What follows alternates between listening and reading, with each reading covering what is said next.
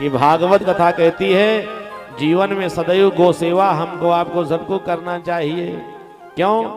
क्योंकि गाय के शरीर में 33 कोटि देवी देवताओं का निवास है, गोबर में लक्ष्मी का वास है, गोमूत्र इतना पावन है ना कि देसी गाय का गोमूत्र सूती कपड़े से 108 बार छान करके पी लिया जाए प्रतिदिन तो असाध्य बीमारी भी सज्जनों दूर हो सकती है। बोले भक्तवत्सल भगवान की बहुत ही शुभ माना जाता है दरवाजे पर गाय को पालना।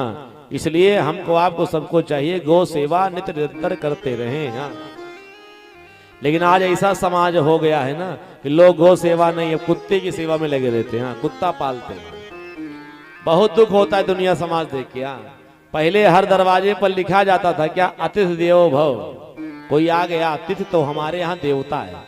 जैसे देवी देवताओं का सम्मान और आदर करना चाहिए ना, ऐसे दरवाजे पर आए हुए अतिथियों का सम्मान और आदर करना चाहिए। हमारे शास्त्र और संत कहते हैं जिस दरवाजे पर अतिथियों का सम्मान और आदर नहीं होता है, इंद्र के समान संपत्ति उसके दरवाजे पर क्यों ना, उसके घर में क्यों ना हो, बहुत जल्दी उसके जीवन में दरिद्रता आकर के वास करती है, परिवारी जन दरिद्र हो जाते हैं। इसलिए कोई अतिथि आ जाए तो उसके सम्मान में, उसकी सेवा में हम लोग तत्पर रहें।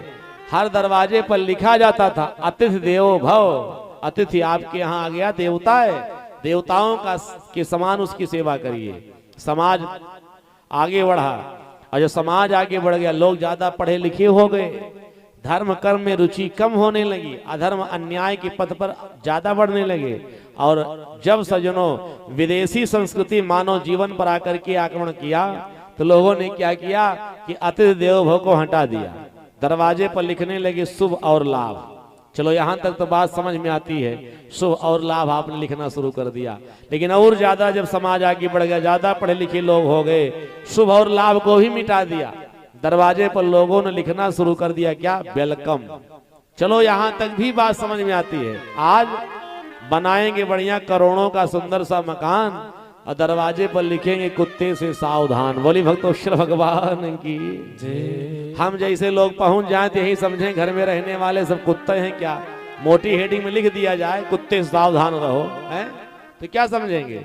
इसलिए ये कथा कहती है कि जीवन में कुत्ते को रोटी देना ये पुण्य का कार्य है, लेकिन कुत्ते को पालना, अपने बेडरूम में अपने बेड पे सुलाना, अपनी थाली में खिलाना, गोद में लेकर के टहलना, गाड़ी में लेकर के घूमना, ये बहुत बड़ा दोष है। जिस पर घर में है उस पूरे कुल खानदान के जितने भी लोग हैं सबको सजनों नरक जाना पड़ता है। बोली भक्तवत्सल भगवान की।